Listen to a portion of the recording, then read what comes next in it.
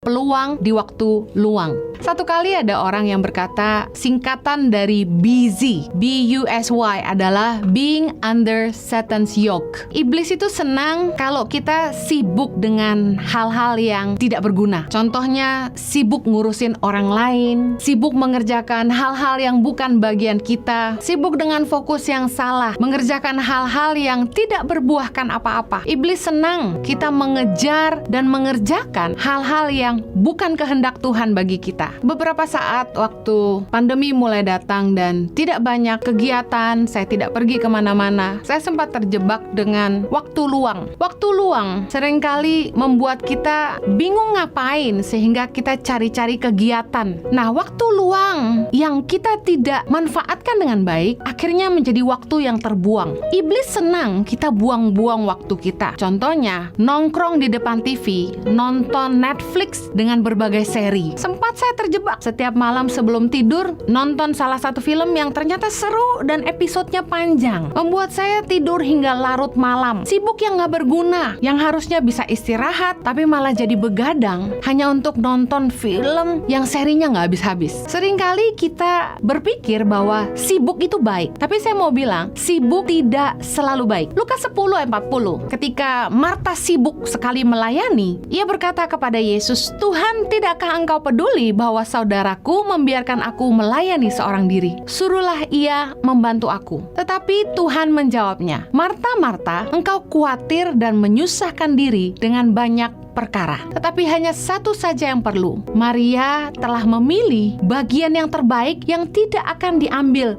daripadanya." Seringkali kita terjebak dengan sibuk melayani dan kita pikir itu baik. Tidak semua kesibukan itu baik. Pelajaran tentang Marta dan Maria mengajarkan kepada kita bahwa mendengarkan apa yang Tuhan mau katakan jauh lebih penting daripada mengerjakan apa yang kita pikir kita lakukan untuk Tuhan. Kita malah ketika sibuk, kita sibuk menghakimi orang lain yang kurang sibuk. Tapi kesibukan tidak selalu baik. Kesibukan dapat membuat kita lengah dan kehilangan waktu untuk hal-hal yang berharga. Saya beri contoh. Kesibukan membuat hubungan kita jadi tidak seimbang, baik hubungan kita dengan Tuhan maupun hubungan kita dengan sesama. Kesibukan kita membuat kita kadang-kadang terlalu lelah untuk sekedar berdiam dan berdoa.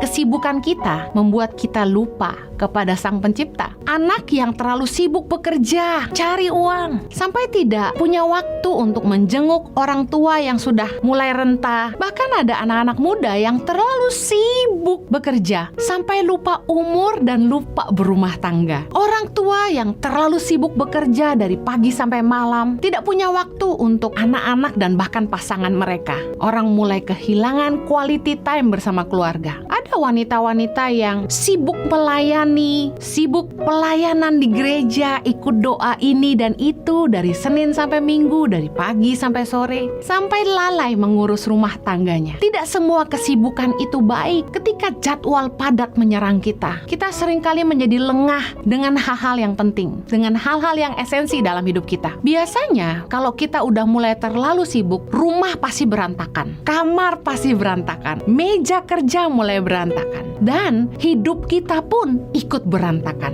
Kenapa hidup kita berantakan kalau kita terlalu sibuk? Karena kita mulai kehilangan keseimbangan ketika kita kehilangan kendali atas waktu kita. Waktu kita sibuk, sebenarnya jiwa kita lelah, tapi kesibukan itu membuat kita nggak berdaya selain kita harus menjalaninya terus. Karena itu saya ingin memberi nasihat, bijaksanalah mengatur waktu antara bekerja dan beristirahat. Saya yakin seharusnya kita mengerti ada waktu untuk segala sesuatu. Ketika kita pergi ke tempat kerja, itu adalah waktu untuk bekerja. Tapi ketika kita pulang ke rumah, itu adalah waktu bersama dengan keluarga. Ada baiknya kita belajar bijak, mulai membedakan waktu untuk segala sesuatu. Meletakkan handphone kita supaya ketika kita pulang ke rumah, kita bisa fokus sama keluarga. Khususnya di jam ketika kita makan malam bersama. Ada baiknya kita mulai berhenti mengerjakan hal-hal yang di luar waktu bekerja, sehingga kita pun bisa fokus sama istri, sama suami, dan anak-anak kita.